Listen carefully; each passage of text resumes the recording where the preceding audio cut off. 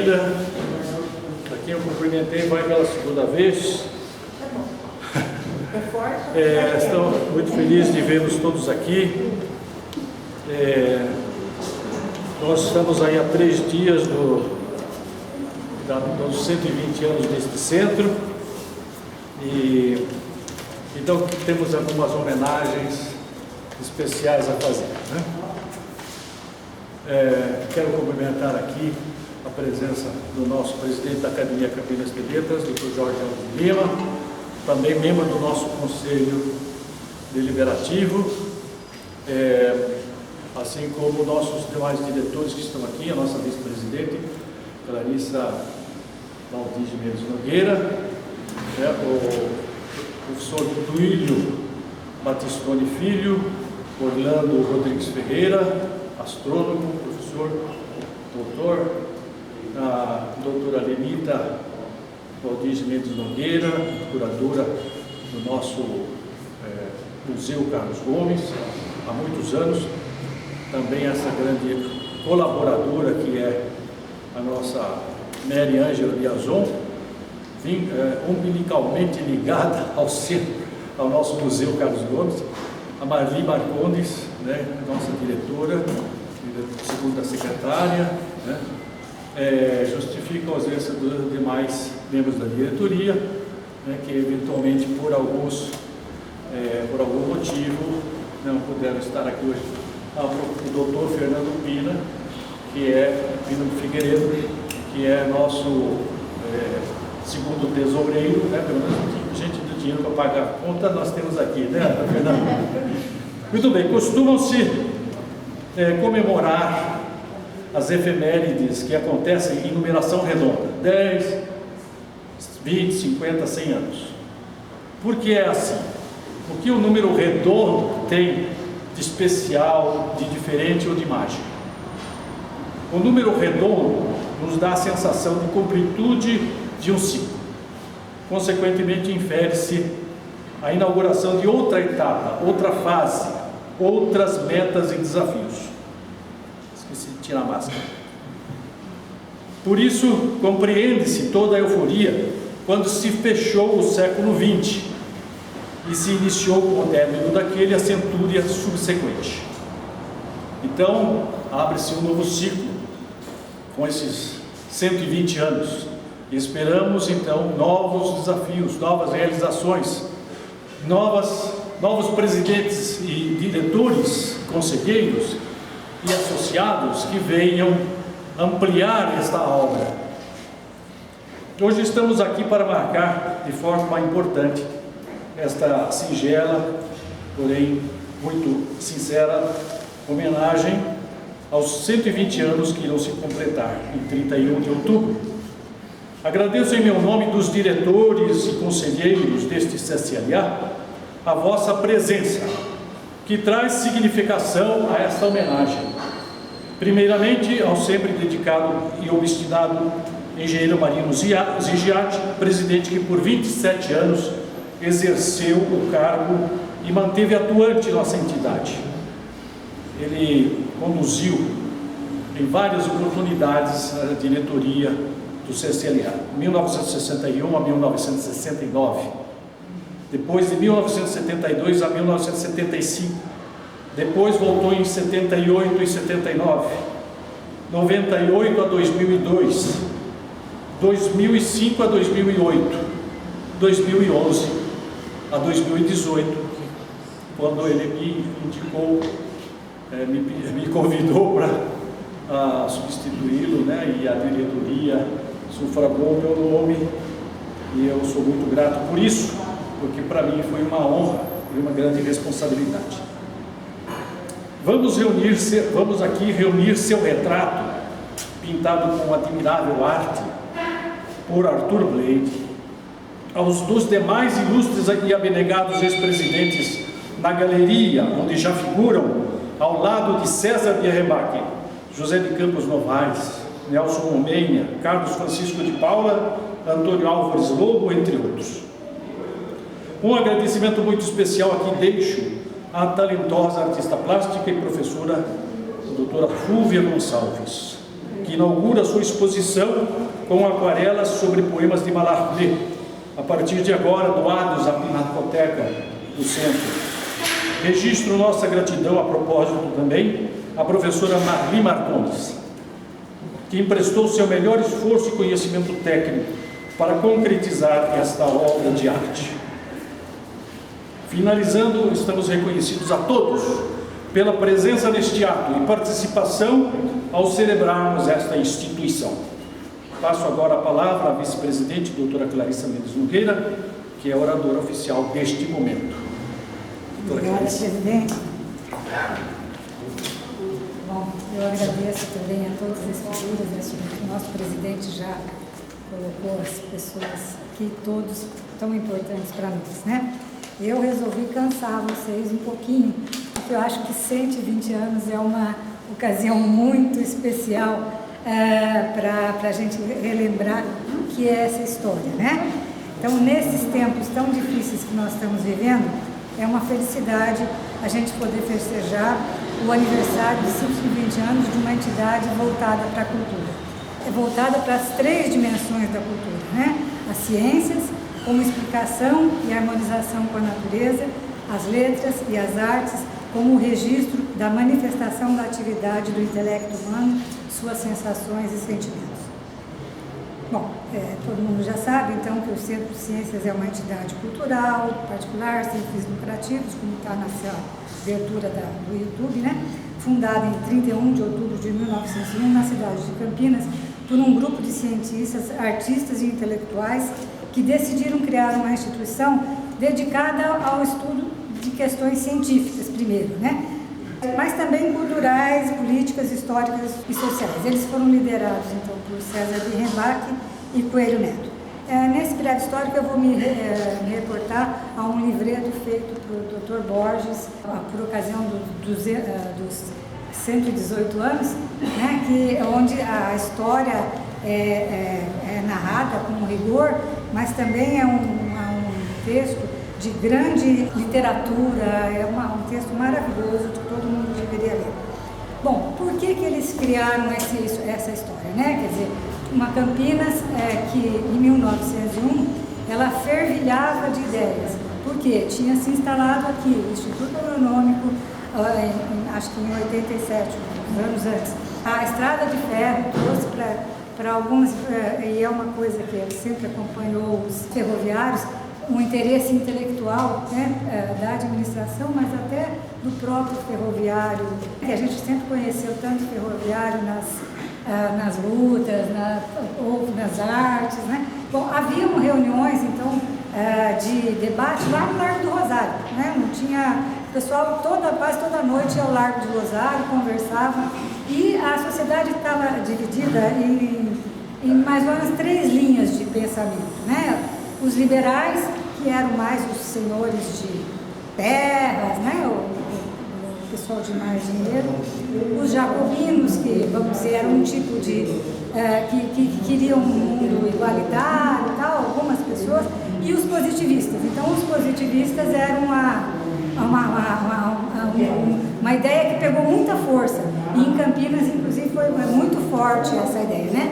Os positivistas foram abolicionistas e antimonarquistas, né? Eles já vinham de lutas desde os anos 70, né? Nessa época, a monarquia tinha sofrido bastante com a Guerra do Paraguai, a situação estava bastante difícil, havia muito questionamento mesmo, né? A monarquia. Bom, o positivismo, ele se define como uma doutrina filosófica, sociológica e política. Eles pensavam em fazer o mundo baseado nas ciências. Então, todo o crescimento científico que tinha havido aí com a máquina a vapor, a partir daí com a invenção de várias máquinas, aquela ideia que a ciência ia salvar o mundo, que com a ciência a gente faria um mundo novo, né?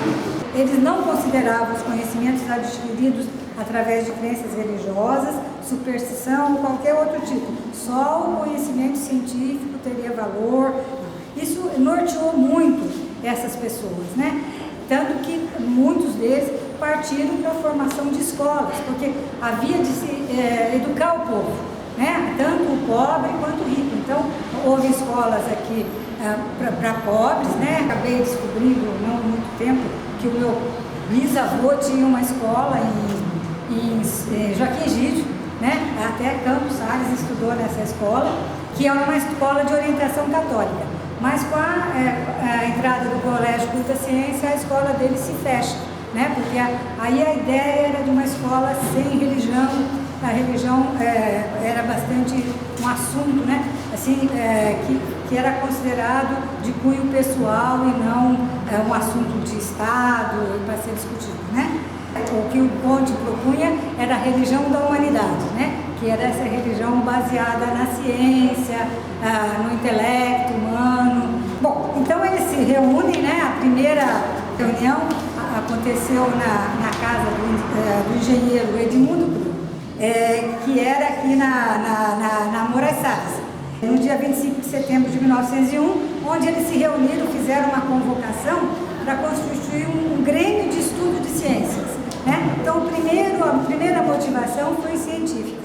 E fizeram uma assembleia no Clube Campineiro, que era na Rua Barão de Chegar, acho que onde está o solar do Visconde de Indaiatuba, né? Acho que ali naquele local, né? Então, a participação, como o nosso presidente falou, do José de Campos Novaes, Francisco de Paula Magalhães Gomes, Henrique Hotel e Adolfo Rampo, além de Pierrembach, Krug e também Coelho Neto. Porque o Colégio Culta Ciência, ele existiu como colégio particular durante um tempo, mas ele fechou e abriu como ginásio do Estado, né? Porque tinha, o pessoal que constituiu o Colégio Culta Ciência estava nos estatutos dele. Se ele fechasse, ele era dado para a municipalidade. Então a municipalidade de Campinas recebeu o colégio e não tinha condições, a municipalidade, ela pediu ao governo do estado que assumisse aquele colégio e ficou sendo o ginásio do estado. Houve concurso e o Coelho Neto, que morava no Rio de Janeiro, já tinha ocupado vários cargos, já tinha escrito bastante, prestou o concurso e entrou no concurso aqui em Campinas. Então ele veio para cá em 1901 e ele foi um grande incentivador. Olha, todo mundo já com a ideia, e ele foi um grande incentivador, né? Foi uma passagem pequena, ele ficou só 3 anos em Campinas, mas ele foi bastante importante. Na Assembleia tinham 99 fundadores, primeira Assembleia, e o primeiro presidente ficou pouco tempo, Leôncio de Carvalho, e foi substituído pelo José de Campos Novaes, que vai ser junto com o Pierrembach a alma de fazer isso aí, né? Eles arranjaram um prédio, a mãe do César Pierrembach depois cedeu um apartamento que ela tinha, aqui na Rua Barão de Jaguar, um apartamento, uma sala. Eles reuniram ali, mas depois pensaram já em construir uma sede, né? Conseguiram dinheiro, arrecadando, foi quermesse, foi doações, donativos, e conseguiram comprar um terreno da sede em 1907, né? Ali na esquina da Rua Conceição com o Francisco Liceu, que é um prédio maravilhoso, né? Um prédio muito bonito, em estilo grego, com estátuas na frente, tá? Que foi construído, por incrível que pareça, eu não entendo como, em 1 ano e pouco. E no prédio ficou até 1940. Em 1940 foi vendido o prédio, porque eles queriam construir esse aqui, né? Que é maior, mais adequado. Acho que não tinha lugar para biblioteca, essas coisas lá. Tinha um auditório bacana. Em 42 foi inaugurada essa sede aqui. O Dr. Borges fala assim, que o Centro de Ciência, no tempo todo vão circular aqui ideias as mais multiformes, abrangendo folclore, filosofia, cultura indígena, astronomia, religião, psicanálise, medicina, filologia, botânica, ficção, música, previdência, teatro, sexologia, forense, engenharia e crítica literária, pecuária, poesia, história e arte, sempre com uma postura bifronte, voltada simultaneamente para direções opostas, passado e presente, tradição e cultura. Ele diz, o CCLA é feito disso, dessa alternância, dessa mistura, dessa ambivalência, dessa dialética, desse convívio de diferenças. Essa é a sua própria essência, a razão de ser que explica ter sobrevivido galhardamente mais de 100 anos, né? Houve momentos muito memoráveis durante essa história e muitos momentos de vanguarda, né? Desde lá no começo, quando o Coelho Neto fez uma palestra sobre os sertões e sobre Graça Aranha, que tinham lançado livros recentes, e trouxe o Euclides da Cunha aqui. O Euclides da Cunha visitou, aqui não, né, na outra sede, mas nem na outra sede, na pré-sede. Então, esse foi um momento muito interessante. Em seguida, ele propôs a trazida dos restos mortais de Carlos Gomes, né, que estava lá no Pará. Então, esse foi um movimento muito importante, a cidade colaborou, a chegada foi um momento muito emocionante. Então, foi para fazer uma homenagem digna ao grande campineiro que tinha levado o nome do Brasil. Já existia um espírito voltado para as questões ambientais. Logo nas primeiras reuniões, uma pessoa chamada Souza Brito, que depois eu vejo o nome dele. Médico. É um médico, né? O médico, isso. Discorreu sobre devastação das matas e discutindo a questão do índio, né? Porque estava tendo muita questão do índio nessa época. Inclusive, o São Paulo matou muitos índios. Ainda temos um resto de índios ali do lado de São Paulo, né? Mas os índios caiganhos quase foram dizimados aqui em São Paulo, que é uma história que está meio debaixo do tapete. O Centro de Ciências foi contra isso. Eles se simularam. Uma outra pessoa é o Tito de Lemos, eu quase morei do lado dessa rua aqui, o Tito de Lemos. Eles foram firmes, foram em frente, e o Centro de Ciências fez uma moção ao presidente do Estado, né, que se chamava presidente, contra a morte de índios, pela preservação. Foi uma coisa bastante bonita. Outros associados também, o Horta Barbosa, que é ligado às questões ambientais, também foi bem importante nesse movimento. Outros momentos bastante de crise, assim, de debate, vamos dizer, porque, por exemplo, o Centro de Ciências foi convidado para uma manifestação operária, porque havia, a monarquia espanhola fuzilou um professor que tinha um projeto de ensino, que é considerado importante, libertário, e a Liga Operária fez uma manifestação. E foi uma discussão na diretoria se devia ir ou não. Não porque não apoiassem, mas porque o Centro de Ciências não deveria entrar em questões religiosas. Mas acabou ganhando que participaria porque era um professor, era um intelectual que tinha sido fuzilado pela monarquia espanhola, né? Bom, outras no movimento de vanguarda foi a vinda do Lazar Segal, que fez uma exposição aqui. Lazar Segal nem estava reconhecido ainda em São Paulo. Campinas adorou Lazar Segal, que era uma arte difícil para a época, né? Que o pessoal das artes aí sabe. Já era um modernista, né? Isso em 1913, 9 anos antes da Semana de Arte Moderna de 22. E discussões científicas, tem tantos episódios tão interessantes, né? Discussões sobre Darwin, evolucionismo. Chegamos na década de 50, as questões médicas também sempre foram muito discutidas. Na década de 50, cursos de língua, que até na época era novidade, aqui ficou uma animação de gente, minha mãe contava, até minha mãe veio fazer os cursos de língua aqui. E década de 60, daí eu já estava no meio da história, vinha com meu pai aqui, foi o cinema, né? O cinema foi um movimento incrível aqui no Centro de Ciências. O Dr. Marino, o Wolf, a Daís, e o Henrique de Oliveira, o Borges e o Henrique de Oliveira Júnior, nossa, fizeram passar, olha, eu criança assisti Buñuel, assisti Fellini, uma série incrível, era um faroeste chamado Jesse James. Nossa, eu lembro que eu vinha com meu pai aqui, eu e minha prima vinha, a gente bagunçava, mas era ótimo, né? Mas eu acho que o Centro de Ciências tem comparecido às questões importantes do seu tempo.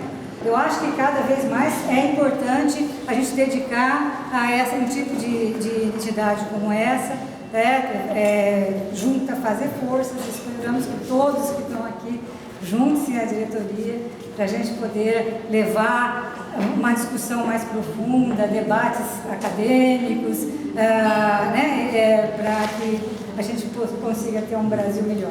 Tá? Obrigada.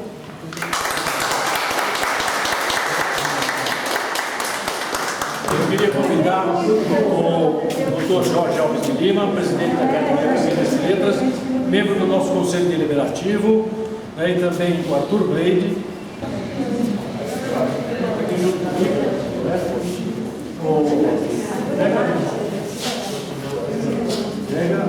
Pega na pontinha aí. Isso. E vamos descerrando aqui.